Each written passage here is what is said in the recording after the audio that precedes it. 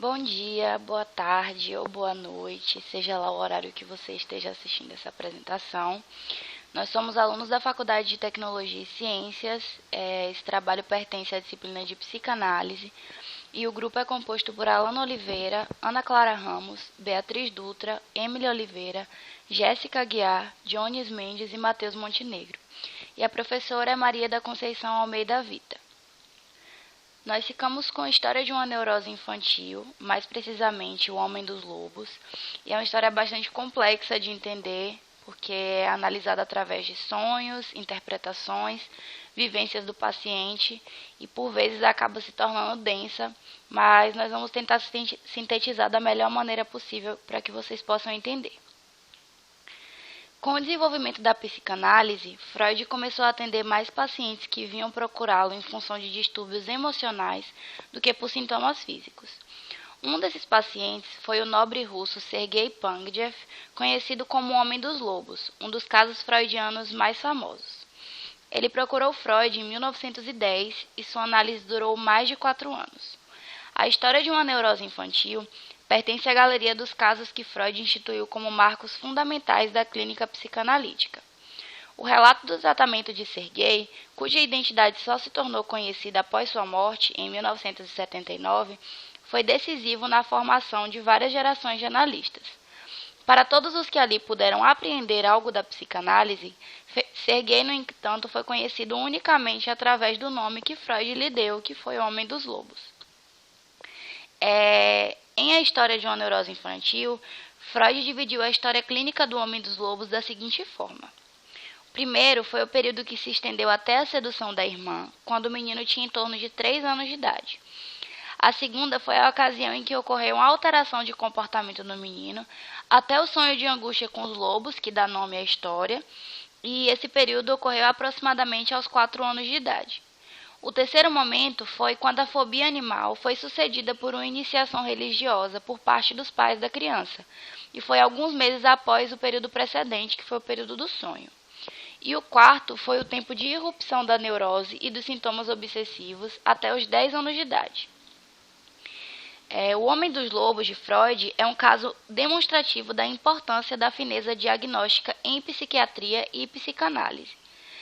Na composição sintomática do paciente, a gente pode encontrar fobias, conversões histéricas, cerimoniais, ruminações obsessivas, além de uma fixação fetichista bem singular, todos esses sintomas descritos por Freud.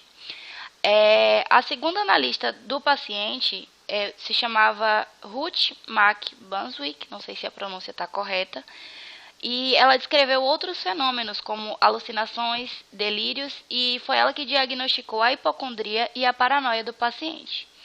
Já Lacan destacou acerca dos mecanismos de defesa contra a castração desse mesmo paciente, que foi traduzido por meio de foraclusão e elevando o mecanismo à dignidade de operador psíquico constitutivo de todas as psicoses. A respeito da instigante fenomenologia dessa história, a psicanálise nos ensina que o diagnóstico ele não pode ser reduzido apenas aos fenômenos que ocorrem na vida do paciente, pois pode ocorrer uma disjunção entre os fenômenos propriamente ditos e a doença.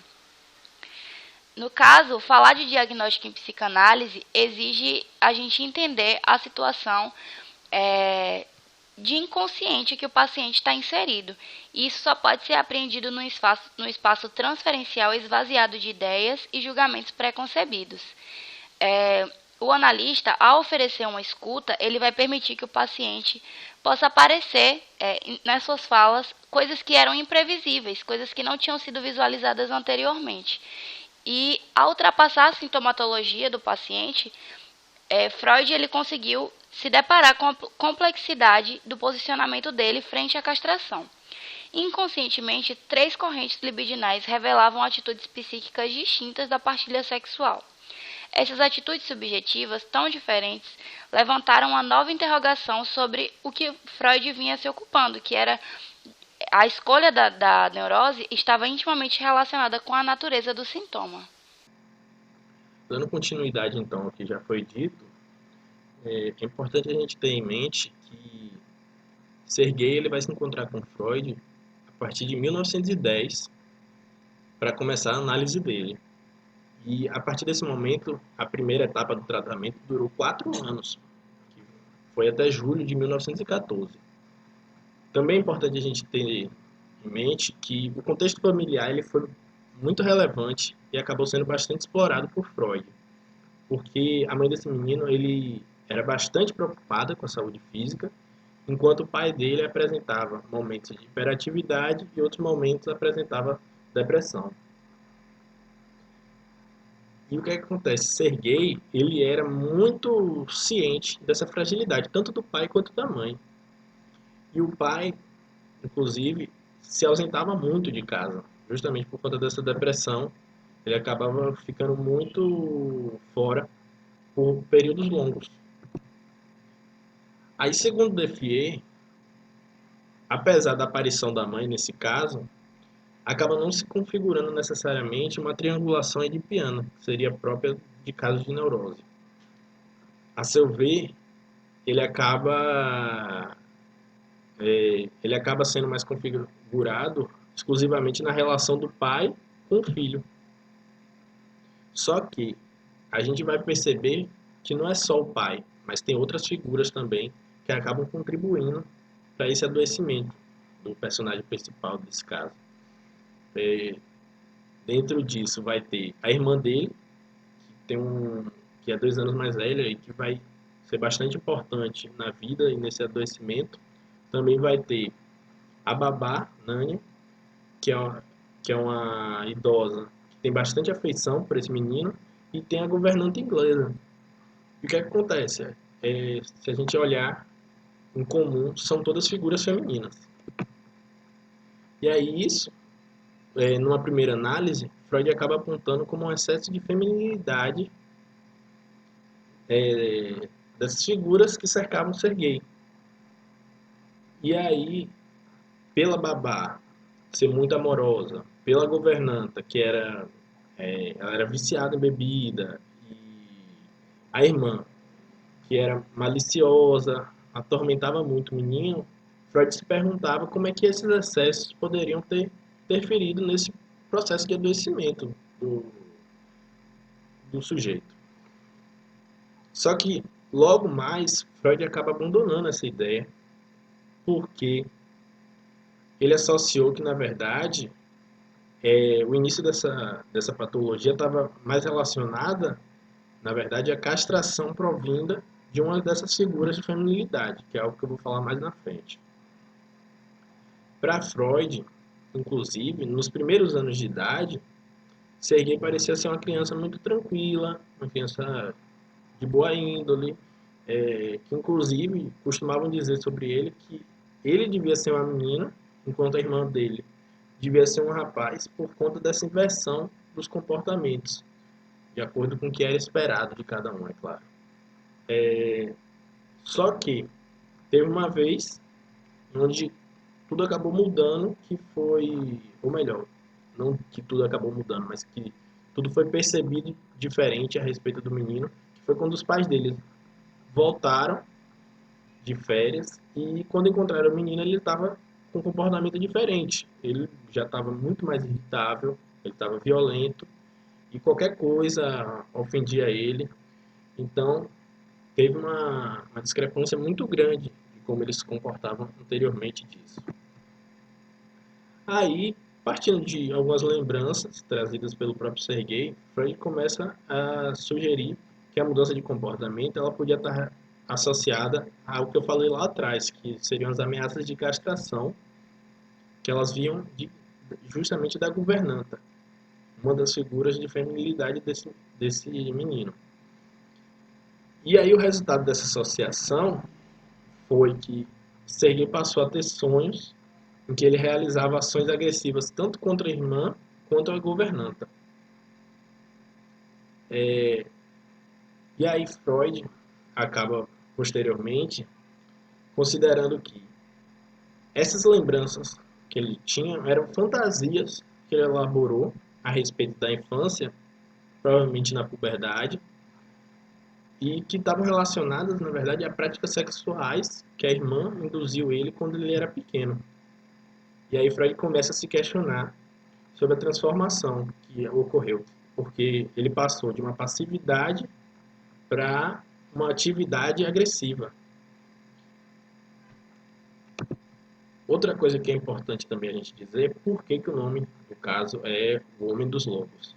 Isso se tem porque foi um sonho, que foi o que permitiu o paciente começar a elucidar essa questão melhor, junto com o próprio Freud, que foi um sonho com lobos que ele teve quando ele tinha 4 anos e meio, mais ou menos, de idade, e tinha causado uma impressão muito forte nesse personagem, nessa pessoa, né, no Sergei. E esse sonho era basicamente que Sergei olhava pela janela do quarto dele, que se abria sozinha, e lá fora tinha 6 ou 7 lobos que tinham rabos grandes, como se fossem de raposas, e orelhas que ficavam se mexendo, como se fossem orelhas de cachorro se mexendo. E outra coisa também que é importante dizer é que na psicanálise existe uma ideia dos sonhos de como se fossem hieróglifos, porque eles precisam ser decifrados. Dentro disso, os elementos que aparecem no sonho, eles vão se apresentar de forma simbólica. Então, a partir das vivências que rodeiam esse sujeito, vai ser possível estabelecer associações que vão acabar trazendo sentido a esse conteúdo onírico. Então, o que vem do sonho não vai ser interpretado de uma forma literal, mas sim como algo simbólico, e é a partir dessa vivência que vai ser melhor compreendido. De acordo com a análise de Freud, realizada ao longo de alguns anos, o sonho era a versão mascarada de uma cena primitiva traumática. Os 6 ou 7 lobos representavam os pais do paciente. Essa diferença numérica ela teria sido produzida pelo inconsciente para mascarar o verdadeiro sentido do sonho. A tranquilidade dos lobos é uma referência invertida aos movimentos violentos do ato sexual. E a brancuridade dos animais remete à brancuridade dos pais sem roupas. Tem um momento que a criança ela revela, através dos sonhos, que os lobos olharam em sua direção, diretamente aos seus olhos. Então, esse olhar para a criança representa uma outra inversão, cujo verdadeiro sentido é a criança observando os pais. O tamanho de sua cauda significa da mesma forma invertida. Uma cauda que foi cortada, a ideia que, por sua vez, está associada ao medo de castração. A criança traz... na verdade, o paciente ele traz um momento da árvore que aparece em seu sonho, junto com os lobos. Essa árvore ela representa uma árvore de Natal, porque além de ter sido próximo o Natal, era uma data comemorativa, era o seu aniversário.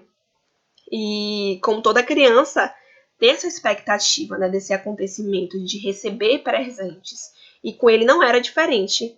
Então, ele antecipou as realizações de seus desejos, que desejava, né, encontrar os presentes debaixo da árvore. Mas não foi isso que aconteceu, porque ao invés de presentes, se transformaram em diversos lobos. E no sonho, quando ele finalizava, estava sendo dominado pelo medo de ser comido por esse lobo, né? Que provavelmente era o seu pai. Então, essa criança, no momento do sonho, ela se refugiou para o colo da sua babá, que no momento era o seu porto seguro.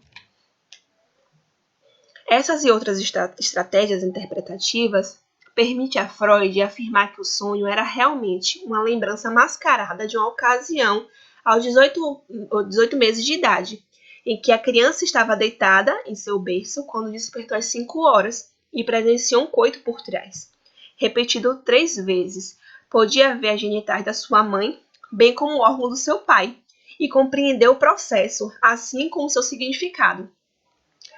Diante dessa questão, tem uma reflexão que foi um fato não foi um fato, na verdade, extraordinário, né? Mas fixou na mente dessa criança, apesar de não ter julgamentos, de não haver contra esse caso um julgamento, mas a primeira questão ela seria se uma criança com essa idade de 1 ano e meio ela poderia estar na posição de absorver a percepção de um processo tão complicado e preservar tão acuradamente, né, em seu inconsciente. E a segunda, né, questão seria se essa criança, com 4 anos de idade, se ela teria uma revisão transferida das impressões assim recebidas tão penetrante no entendimento. E para finalizar, né, a última questão seria se qualquer procedimento poderia trazer para a consciência, de forma tão coerente, os detalhes de uma cena dessa e ser experimentada e compreendida em tais circunstâncias. Ao expor tal interpretação do sonho, Freud esperava ter descoberto um incidente primitivo traumático que originava essa doença. No entanto, constatou que o paciente não estava fazendo os progressos. Inclusive, esse paciente foi um dos mais longos de Freud. Após 4 anos de análise, emergiu alguma lembrança de que, em uma idade muito precoce, o paciente deve ter tido uma babá, a qual era muito ligado. Quando Serguei ele tinha 2 anos, ele viu a babá limpando o chão. Então, ao mesmo tempo, ele urinou.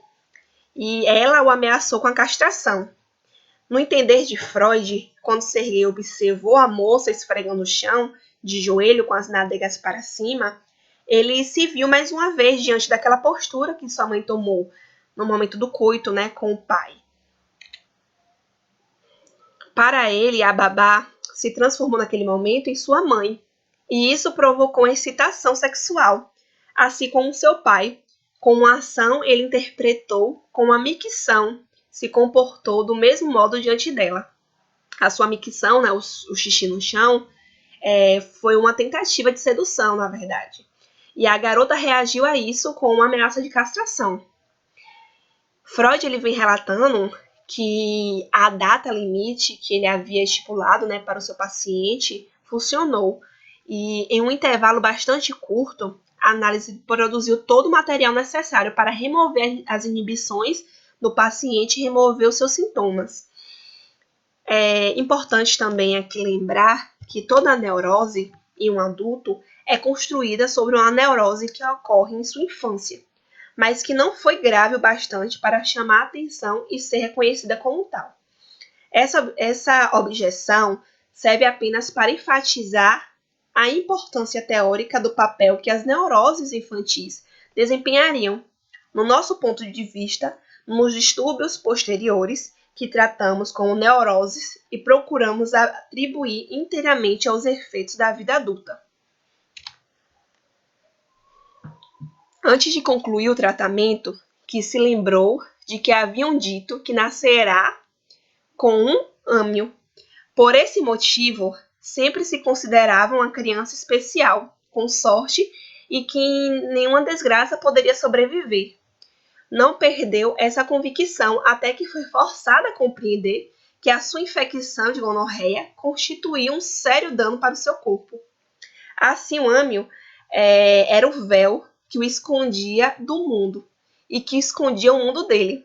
A fantasia do renascimento era, portanto, estreitamente ligada à condição necessária de obter de um homem a satisfação sexual. Tornar claro todo o significado que subjazia os 2 fatores.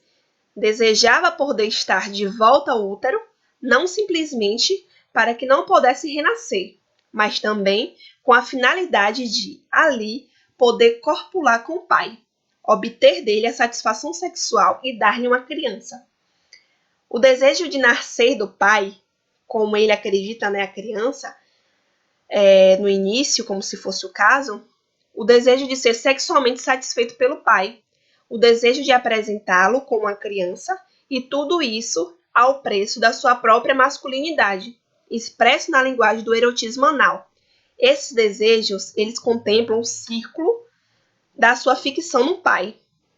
Neles, a homossexualidade encontrou a sua mais nova e íntima expressão. Sobre as considerações finais, Freud se mostra consciente, né, no próprio texto, de que esse caso ele traria discussões e discordâncias, né, a respeito da própria psicanálise, dos métodos de descobertas, né, alcançados à luz dessa teoria. E realmente foi o que aconteceu. Mesmo após a morte de Freud, o paciente ele permaneceu em análise por muito tempo, e o que trouxe alguns questionamentos sobre a cura do paciente, sobre os métodos utilizados e sobre as hipóteses, né, dos sintomas do paciente. Freud também deixou claro que buscou explorar tudo que havia possível no caso, todas as informações, os sonhos, as relações, ele buscou investigar, mas que realmente a psicanálise possui alguns limites, né, do que ela pode explicar da vida do sujeito. E não apenas explicar os sintomas que o paciente possuía, ele queria buscar as raízes, né, entender o mecanismo psíquico e os processos instintuais que levavam o sujeito a ser desse modo, né, a enxergar a vida desse jeito. E realmente esse caso ele possuía muitas peculiaridades, tanto que ele é um motivo de discussão até hoje, e que mesmo para Freud naquela época, com toda a sua experiência e conhecimento que ele próprio desenvolvia, eram estranhos e novos, e tornaram o acesso à mente do sujeito mais difícil. O acesso e a análise desse sujeito, né, foram aí fatores difíceis e que levaram a Freud a utilizar alguns métodos que ele não costumava usar. Ele inovou com esse paciente, né, porque realmente pedia isso, a situação pedia isso. Aí o marco do princípio da neurose desse sujeito foi o sonho que ele teve quando ele tinha cerca de 4 anos, né, com os lobos, que traz aí a questão, o questionamento sobre o porquê do lobo, né, a figura do animal, o símbolo, né, por que esse animal. E tem algumas relações com algumas histórias contadas por seu avô, né, de lobos, ou a relação com o pai, pois o pai ele representava esse animal em algumas brincadeiras, né, e esse comportamento ele foi reafirmado, né, durante a transferência, na análise com o sujeito. Ele apresentava comportamentos e frases que remetiam ao animal, como por exemplo devorar. Ele utilizava algumas palavras que remetiam ao animal, ao lobo. Nesse caso, a presença do complexo de Édipo invertido, né, onde a babá ela desempenha o papel da mãe. Ele possui uma relação muito próxima com a babá, que foi sua cuidadora, e durante a análise ele troca o nome da babá pelo nome da mãe, mas depois ele corrige, como um ato assim não intencional. Ele acabou esquecendo, mas para Freud aquilo foi importante, porque mostrou que na mente do sujeito a babá e a mãe eram uma figura só, elas tinham o mesmo nome, elas se fundiram na mente do sujeito, porque a cena primária da mãe, a figura da mãe, a forma que a mãe se apresentou na cena primária, ocorreu novamente com a babá, né, uma cena que o paciente presenciou da babá e que se tornou a cena primária reativa. Ela ocorreu novamente na mente do sujeito quando ele viu a babá na posição semelhante da mãe na cena primária, e que trouxe alguns aspectos aí instintivos, e que Freud considerou uma possível herança filogenética, né, que o paciente teria nascido com algumas características, algumas ideias e alguns conhecimentos herdados, ou que ele poderia ter adquirido todos eles na cena primária com apenas 18 meses. Então, como era muito novo, ele não conseguiu diferenciar isso para Freud, e Freud permaneceu com essa ideia da herança filogenética. Um dos primeiros sintomas do paciente foi um distúrbio no apetite, né, ligado aí à regressão à fase oral, onde predomina, né, uma ligação entre a excitação sexual e o instinto da nutrição. A excitação sexual, nesse caso, estava em domínio, e o instinto da nutrição diminuído, né, um distúrbio no apetite, onde ele não se alimentava corretamente. A fase oral, né, é normalmente chamada muitas vezes como canibalesca, a fase canibalesca, né, pode ser percebida no medo de ser comido aí pelo lobo ou pelo pai, o medo da castração. Esse distúrbio do apetite é muito presente na adolescência, né, a questão da aversão à sexualidade e os distúrbios alimentares ocorrerem aí no período da adolescência. A perturbação do apetite também é uma possível consequência da observação da cópula dos pais, pois ela acelerou um amadurecimento sexual e mental dessa criança que na época tinha apenas 18 meses. Ela não soube interpretar o que ela viu, mas aquilo foi importante para o seu amadurecimento, né? Acelerou e desviou alguns caminhos do seu desenvolvimento. Freud dá uma outra explicação, né, para o caso, para quem sem referência, né, à sexualidade ou a estágios pré-genitais, para aqueles que buscam negligenciar, né, esse viés. Ele supôs que o paciente também possuía uma identificação narcísica com o pai, né, uma representação da masculinidade na vida dele, que era o pai, e uma possível chegada ao estágio da organização genital, sobre a influência da sua irmã, sobre alguns comportamentos sedutores que ela tinha com o paciente e que perturbou e desviou o desenvolvimento desse sujeito, sendo esse um dos primeiros obstáculos externos, né, a ameaça da castração, né, por Nânia, que o fez regredir ao estágio da organização sádico-anal, ao estágio anterior, trazendo um significado mais agressivo às fezes, né, a transformação do sadismo dessa fase em masoquismo, né, um comportamento mais passivo, igual ao que ele possuiu quando ele presenciou a cena primária. O masoquismo ele expressava por meio de fantasias, persistente, e o sadismo também era persistente, agora dirigido contra pequenos animais, contra pequenos insetos, onde ele machucava, ele esquartejava pequenos insetos. Surgiu aí um novo trauma para o sujeito, né? A substituição de uma fobia, a mistura de alguns fenômenos de ansiedade no sujeito. A origem da repressão e da neurose por meio das tendências masculinas e femininas trouxe a Freud uma suposição de uma bissexualidade aí nesse sujeito, a presença de uma bissexualidade, né? Onde havia conflito entre os impulsos sexuais, onde o ego reprimia, né, uma dessas tendências. A masculinidade narcísica, ligada aos genitais e ao pai, contrária à atitude homossexual. Uma tendência aí feminina e o esforço que o ego exercia contra ela. O desenvolvimento de uma ansiedade, né, em forma de fobia, era como uma proteção do perigo da satisfação que esse sujeito sentia, né, uma satisfação homossexual. Então as fobias elas surgiram com uma proteção do sujeito a essa satisfação. Ele apresentou a fobia à borboleta, né, devido à experiência com a cena de Gruxa, uma ameaça novamente de castração, que produziu alguns efeitos futuros no sujeito, como essa fobia da borboleta. As ansiedades desenvolvidas na formação das fobias eram medo da castração, né? Novamente, a castração presente na história do sujeito. E que essa castração ela não está em contradição à representação dessa libido homossexual, pois a doença do paciente ela não se esgotou com a extração da fobia, né? A repressão dessa libido homossexual, o homossexualismo foi reprimido novamente e se refugiou nos intestinos do sujeito. Ele apresentou alguns distúrbios intestinais. A fobia do lobo, né, o lobo aí como substituto da figura do pai, se interrompeu lá na frente com a mudança, né, uma nova relação que ele construiu com o pai.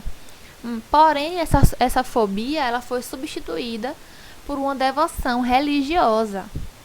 A devoção passou a se tornar força dominante de repressão na vida do sujeito. E aí, culturalmente falando, a religião alcançou o objetivo esperado socialmente, né? Que é o quê? De reprimir a sexualidade, de trazer segurança a esse sujeito e proteger o paciente do isolamento, né, da sua família.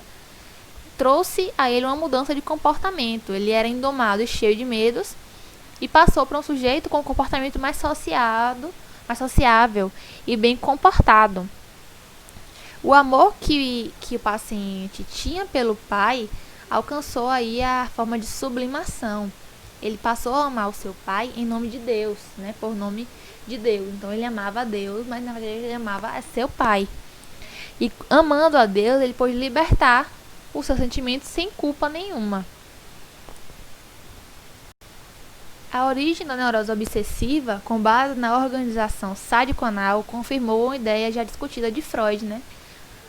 Anteriormente, sobre a predisposição de uma neurose obsessiva à existência de uma a existência prévia de uma grave histeria.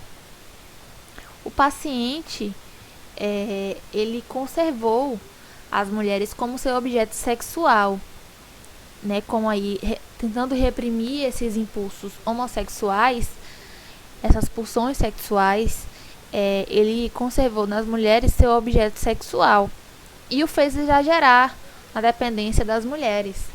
E mais na frente o levou a uma frustração narcísica. Ele sucumbiu depois de uma afecção orgânica que ele adquiriu nos genitais, devido à relação sexual que ele teve com a moça, e que reavivou o medo da castração que ele já havia sentido outras vezes e destruiu aí esse narcisismo.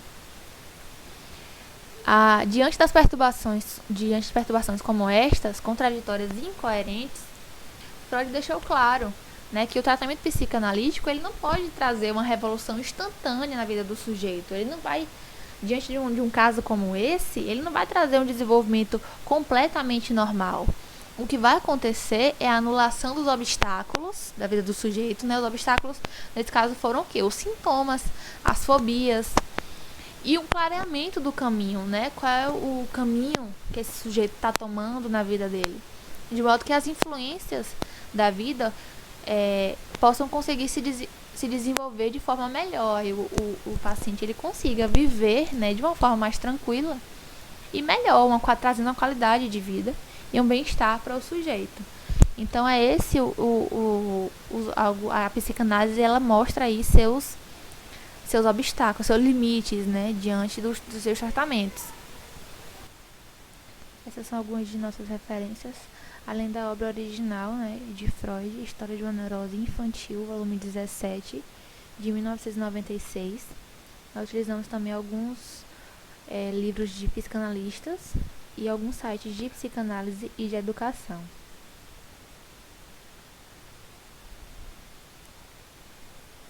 É isso, obrigada.